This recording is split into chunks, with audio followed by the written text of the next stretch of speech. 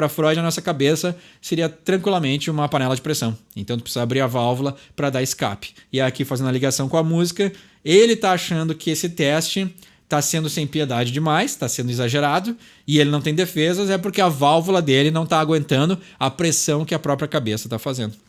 Você pede uma música nos comentários e eu não só traduzo as letras e gírias, como interpreto a intenção subjetiva do artista.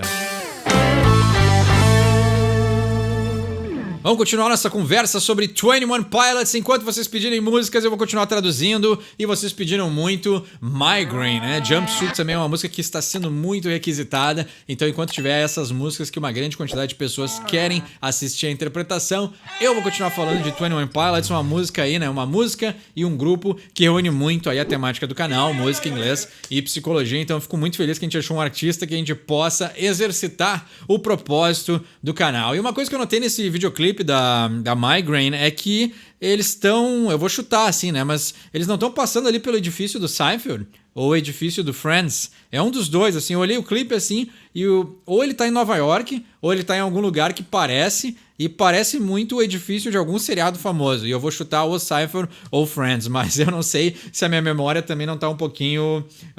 faz tempo que eu não vejo nem Seinfeld nem Friends, então minha memória pode estar um pouquinho turva, né? Então eu não tô com ela tão clara assim pra saber se a referência vale, procede ou não. Fã de 21 Pilots, procede, não procede?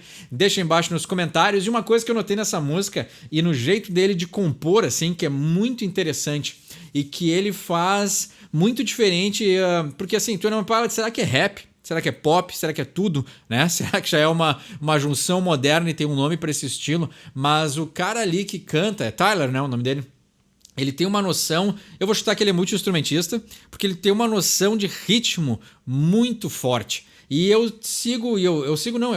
entendo isso, é que rap não é o meu estilo, né? Então por isso que eu iniciei tentando categorizar eles, assim, porque eu não tenho muito domínio sobre quando começaram a fazer isso. Mas um outro exemplo que eu tenho é o Eminem, né? Ele é um cara que faz muito isso, assim. O entendimento dele de onde as palavras estão de acordo com a batida da música é muito claro, assim, é muito forte. E nesse som Migraine tu consegue ver que enquanto ele canta, toda a trilha sonora tá acompanhando direitinho o jeito e os fonemas que ele tá pronunciando, assim. E isso deixa a música muito mais visceral, muito mais embalada, né? O clássico embalo que eu adoro falar no canal. Essa música tem embalo por causa disso, assim. É muito... O rap antigo é aquela coisa quadrada, né? Aquela batida em loop que fica se repetindo e a pessoa fica cantando o que quiser em cima, né? Fica rimando o que ela quiser em cima, mas parece que é quase que desconectado uma coisa da outra, assim. A batida só tá ali para dar uma sustentação pra rima que a pessoa tá dando. E os artistas como Eminem e o Tyler aí do 21 Pilots, eles já usam a melodia e o ritmo do próprio instrumental para movimentar a melodia, para movimentar a música. E isso dá justamente um embalo, um movimento muito grande pro som, assim, e carrega ele e põe ele para frente, assim. É muito interessante como isso funciona e eu gosto bastante, assim. E um exemplo que eu tenho, deixa eu até pegar aqui. Eu anotei porque eu achei muito interessante. Eu fiz um teste aqui. Eu sigo a bateria enquanto eu falo, mas de vez em quando eu paro. Esse é um exemplo que eu tenho para dar, que eu consegui pensar desse jeito que ele faz, assim, né? As batidas, as melodias, o instrumental todo para e avança de acordo com as palavras que ele fala, assim. Então esse é um jeito fantástico e com muita maestria. Claro que meu exemplo foi bem simplista, mas é uma coisa que ele consegue desenvolver aí com muita maestria e isso dá uma fluência pro som, um movimento assim que joga ele lá para frente, assim. E é por isso que ele funciona muito bem, né? E aí ele mete um refrãozinho pop ali que gruda na cabeça. Resolvido, né? Tem mais um hit na carreira do 21 Pilots. Então, vamos analisar a letra de hoje de Migraine. Ele começa a música pelo refrão e ele diz: Am I the only one I know, waging my wars behind my face and above my throat, shadows will scream that I'm alone. Então, será que eu sou o único que eu conheço que está lutando, né, travando as suas batalhas, as suas guerras, por detrás da minha face e acima da minha garganta, né? Então, atrás da face e acima da garganta é a cabeça, né? O cérebro, né? É a caixa pensante e também é onde fica o inconsciente, né? O nosso inconsciente não tá voando, né? Ele fica dentro da cabeça. E aí o que acontece é que muitas vezes, né? O que acontece? Atrás da face e a garganta. A garganta é o que externaliza aquilo que tu sente. A face é aquilo que esconde aquilo que tu sente. Então, uma coisa muito freudiana é que nem sempre aquilo que a gente fala que está sentindo é o que a gente realmente está sentindo. Então tem a nossa verdade externa e tem a verdade psíquica. Então o que ele está dizendo é que ele está travando uma batalha. Shadows will scream that I'm alone. Então as sombras vão gritar que eu estou sozinho, né? O lado sombrio do fundo da nossa mente, né? Que são os traumas, né? Tem a sombra aí de Carl Jung, mas né, no lado mais freudiano são os traumas aí que permeiam e que eles ficam dizendo para ele aí que talvez ele esteja sozinho, né? Que é a pessoa que geralmente, né? Isso é clássico da psicologia e não diminui a força do trauma, mas isso é um dos primeiros sintomas, né? Às vezes quando a gente está passando por uma depressão ou alguma coisa mais profunda, uma melancolia, um dos principais sintomas e sentimentos que aparecem é a pessoa se sentir sozinha. E o verso 1 ele diz: I've got a migraine and my pain will range from up, down and sideways. Thank God it's Friday, cause Fridays will always be better than Sundays, cause Sundays are my suicide days. Então, olha só, né? O jeito que ele molda as palavras, né? E aqui, pelo jeito, o formato que ele usa as palavras também, deixando elas curtinhas, se adaptam muito mais para essa coisa que eu falei na introdução, né?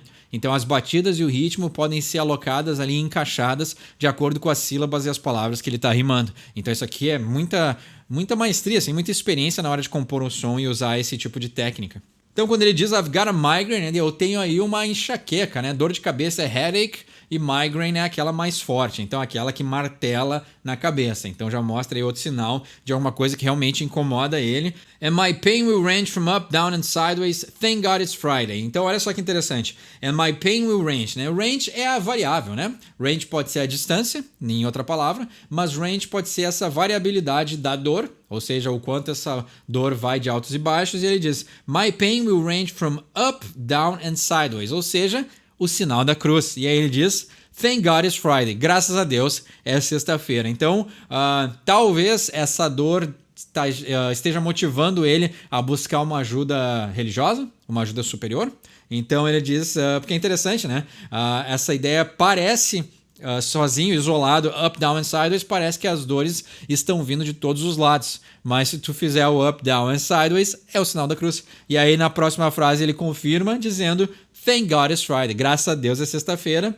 Because Fridays will always be better than Sundays. Porque as sextas sempre vão ser melhores que os domingos.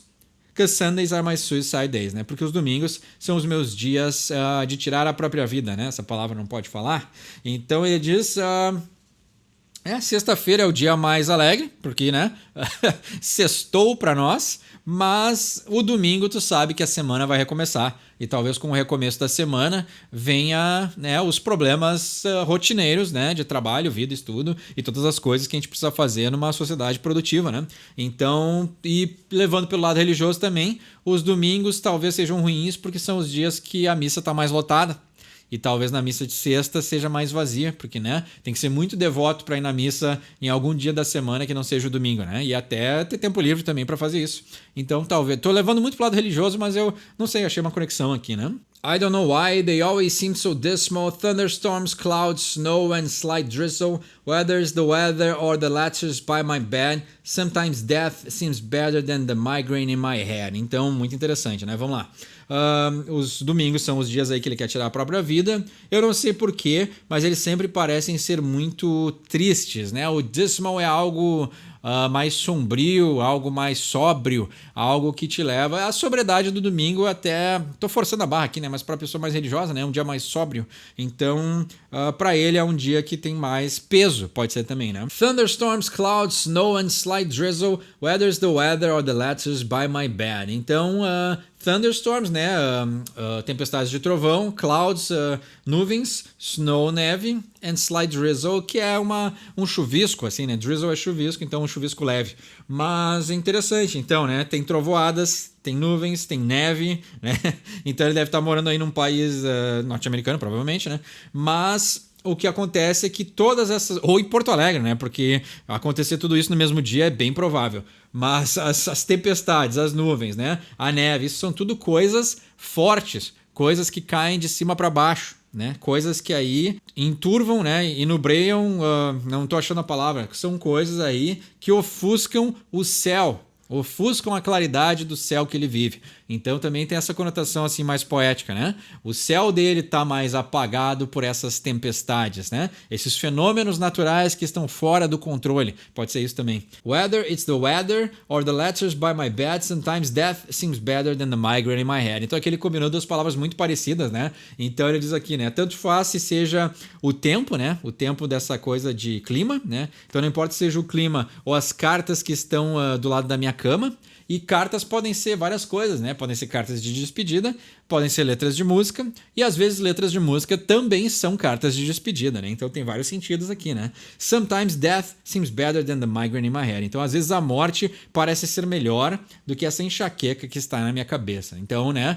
Esse sintoma, a enxaqueca não deixa de ser um sintoma de que tem algo mais forte acontecendo. Então também pode ser uma analogia com o trauma, né? Às vezes o trauma expressa sintomas que escondem o trauma, também totalmente freudiano, né? Então, acho que às vezes até nem preciso falar isso, né? Porque acho que a gente já estabeleceu no canal que Freud, psicanálise é a vertente que eu mais gosto. Então, geralmente quando eu fizer alguma analogia, se eu não falar o nome do autor, provavelmente vai ser freudiano. Let it be said that the headache represents it's me defending in suspense, it's me suspending a defenseless test being tested by a ruthless examination. Então aqui, fantástico o jeito que ele combina as palavras, né? Que seja dito que o que a enxaqueca representa sou eu defendendo em suspense, né?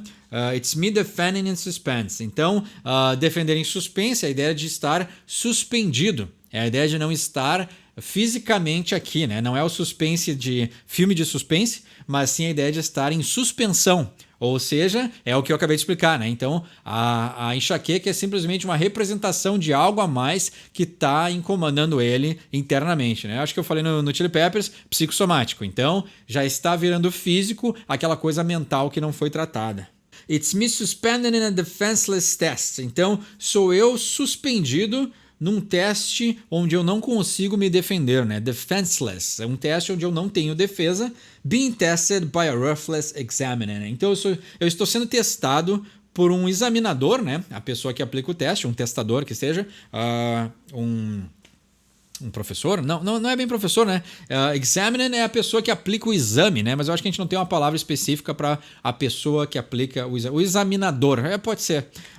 Então, ele é ruthless, né? Ou seja, ele não tem coração, né? Ruthless é a ideia dessa pessoa que não tem piedade.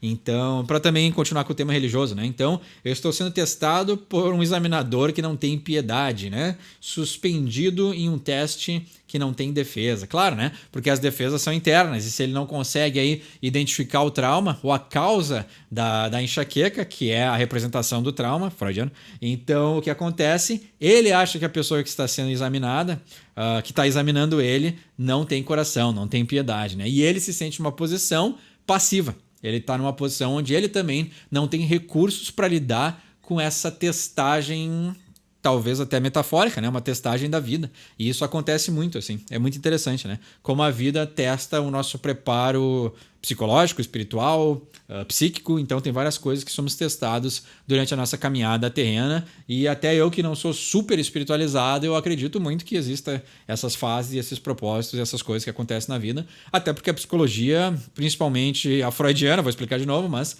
é baseada em energia, né? Freud falava sobre as pulsões, e as pulsões nada mais são do que uma troca de energia, né? E uma parte dessa energia sempre fica retida na nossa cabeça. E se ficar retida demais, a gente explode. Então, né? Ou a gente acha maneiras explosivas de dar vazão a essa energia, né? Para Freud, a nossa cabeça seria tranquilamente uma panela de pressão. Então, tu precisa abrir a válvula para dar escape. E aqui, fazendo a ligação com a música, ele tá achando que esse teste tá sendo sem piedade demais, tá sendo exagerado, e ele não tem defesas, é porque a válvula dele não tá aguentando a pressão que a própria cabeça tá fazendo. That's represented best by my depressing thoughts. I do not have writer's block. My writer just hates the clock. It will not let me sleep. I guess I'll sleep when I'm dead, and sometimes death seems better than the migraine in my head. Então a ideia dele repetir essa frase, que ele já usou antes, e trazê-la de volta, enfatiza tanto o tema da música, que é um esquema de composição fantástico, assim, é muito bem aplicado, e quando a pessoa tem esse entendimento assim de usar na hora certa a repetição de uma frase específica, isso isso cria aí uma parte excelente na música. E eu já falei várias vezes, né? Eu já, desde a primeira vez que a gente traduziu, eu já curti demais o jeito que o cara escreve. E aqui mostra que ele tem uma maestria na hora de escolher até as técnicas de usar para escrever o som. É fantástico. Então tudo isso que a gente analisou até agora está sendo melhor representado pelos meu The Press, né? Então aqui ele rima best com The Press, então é muito bom porque não rimaria, mas ele escolheu travar e aí rima, assim, é genial, né?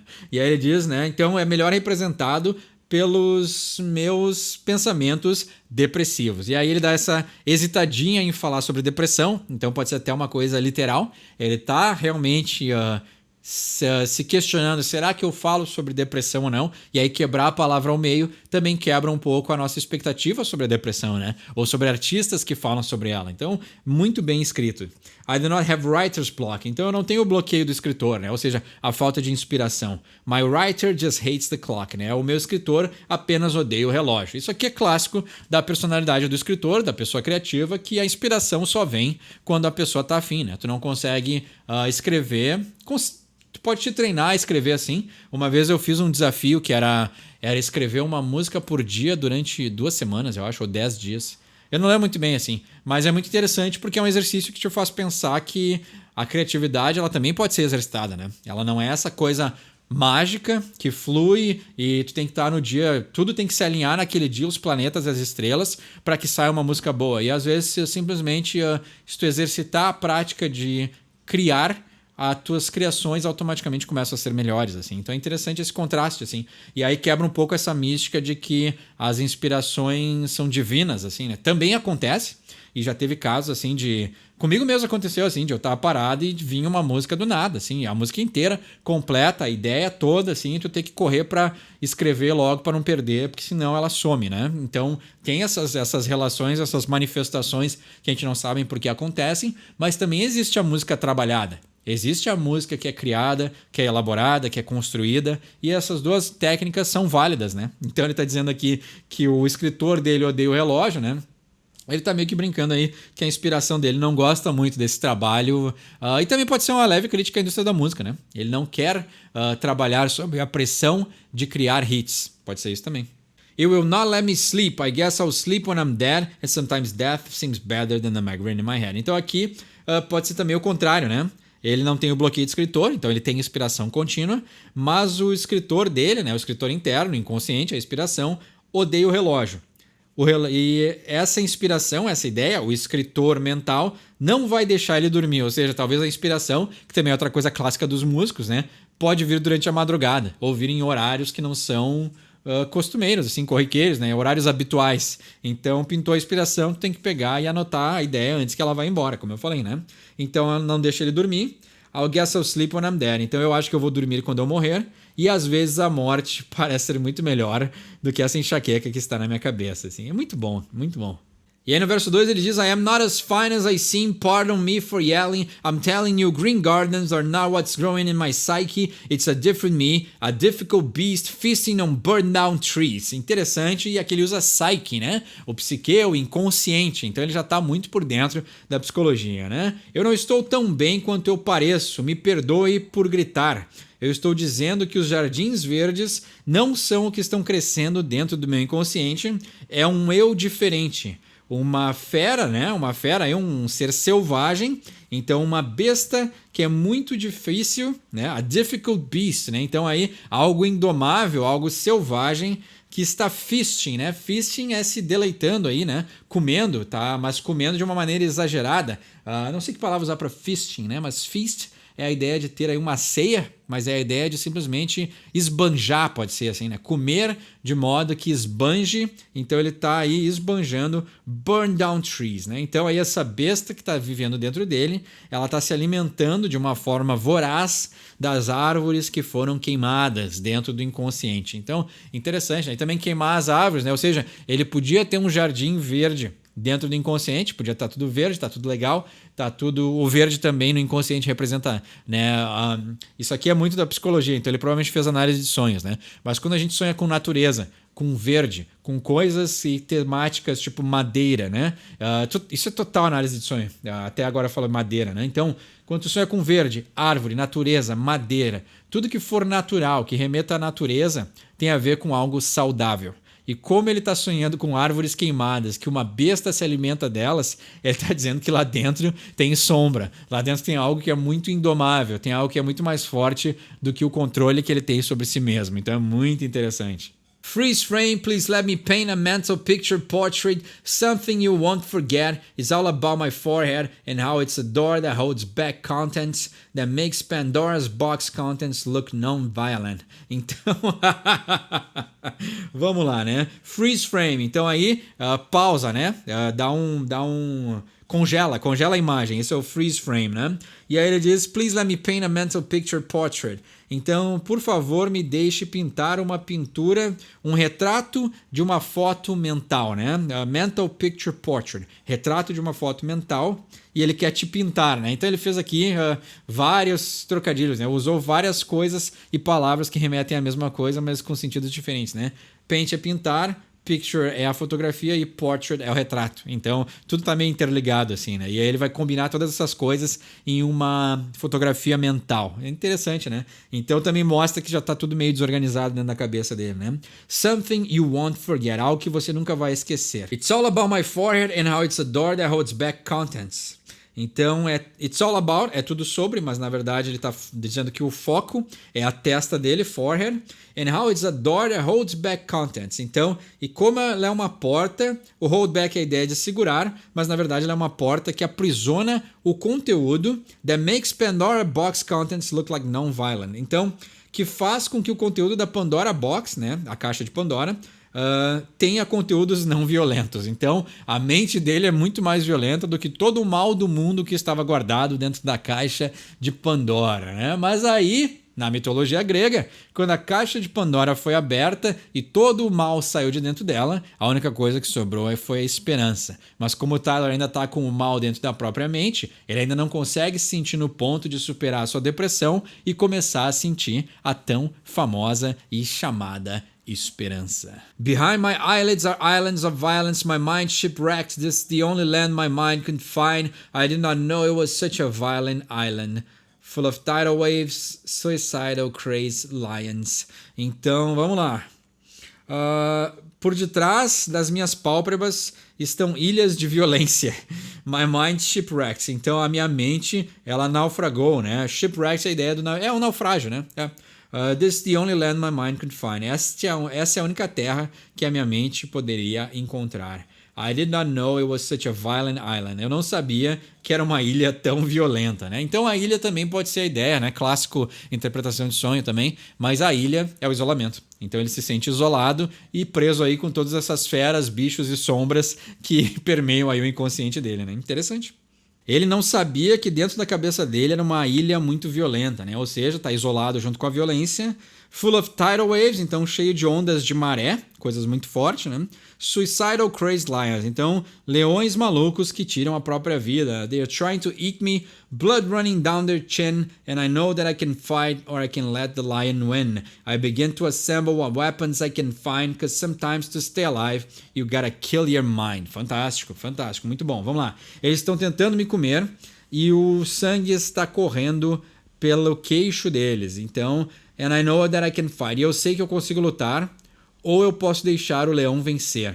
I begin to assemble what weapons I can find, because sometimes to stay alive you gotta kill your mind. Então, eu começo a montar, né? Eu começo a angariar aí qualquer armas que eu consiga encontrar, mas às vezes para estar vivo e para se manter vivo, você tem que matar a sua mente, né? Ou seja, é uma mente aí muito estimulada, que trabalha muito, que fez parte da reflexão da nossa segunda-feira. mas ele está dizendo aí que ele está tentando que lutar contra o próprio leão que está dentro da mente dele, né? Então, essa ideia também que ele está pintando aqui, né? Remetendo aí também a fotografia mental que ele disse que ele ia pintar, o interior da mente dele é como se fosse uma arena de gladiadores, né? Então, dentro de uma ilha. Então, ele está isolado simplesmente, e a ideia de isolado é que ele acha que ele não tem solução, não tem saída, que ele talvez seja a única pessoa que sinta e passe por esse sofrimento, como ele começou a música, mas aí aqui diz que ele tem que matar o próprio leão, né? E esses leões que têm esses pensamentos de tirar a própria vida, talvez também estão influenciando aí ele a tirar a própria vida, né? Então são as ideações, né?